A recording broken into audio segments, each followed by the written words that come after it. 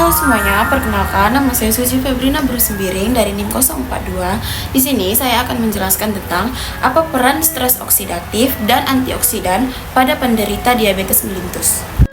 Yang pertama, apa sih itu diabetes mellitus? Diabetes mellitus adalah salah satu penyakit metabolik kronis yang ditandai dengan tingginya kadar glukosa atau gula di dalam darah kita.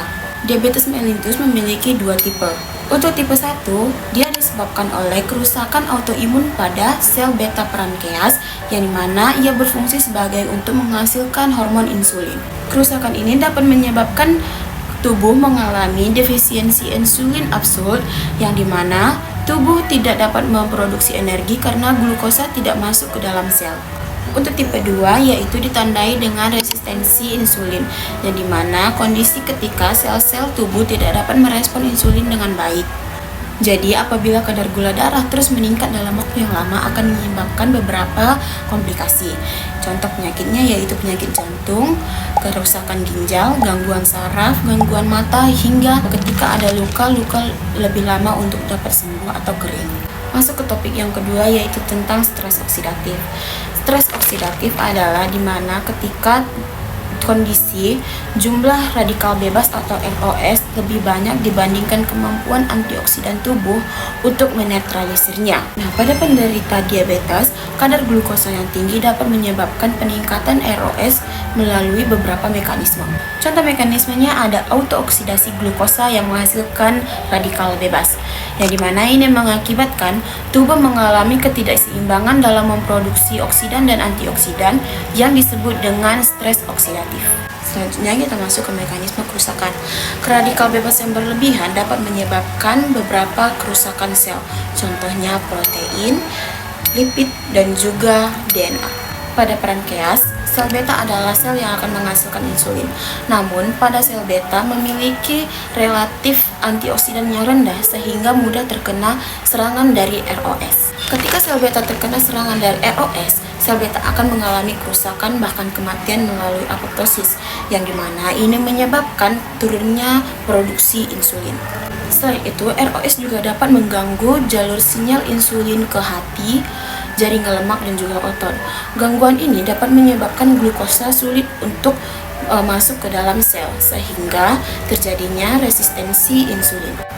Pada akhirnya, stres oksidatif tidak hanya membunuh sel beta pada pankreas, tetapi juga membuat resistensi insulin, yang dimana pada penderita diabetes, ketika diabetes semakin meningkat, akan membentuk lingkaran yang akan memperparah terjadinya diabetes tersebut. Masuk ke topik yang keempat yaitu tentang antioksidan.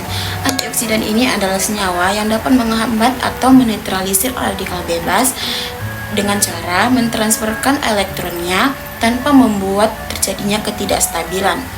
Ada beberapa mekanisme dari antioksidan ini yang mempengaruhi ROS. Untuk mekanisme yang pertama yaitu dapat menangkap dan menetralisir ROS. Untuk mekanisme yang kedua dapat melindungi membran sel, protein, DNA dari kerusakan oksidatif. Dengan berkurangnya radikal bebas, fungsi sel beta pada pankreas akan lebih dapat terjaga, yang dimana sensitif pada insulin akan terus meningkat sehingga produksi kadar gula darah tetap terkendali. Antioksidan dibagi menjadi dua jenis. Antioksidan yang pertama yaitu antioksidan endogen, yang dimana antioksidan ini diperoleh oleh tubuh kita sendiri.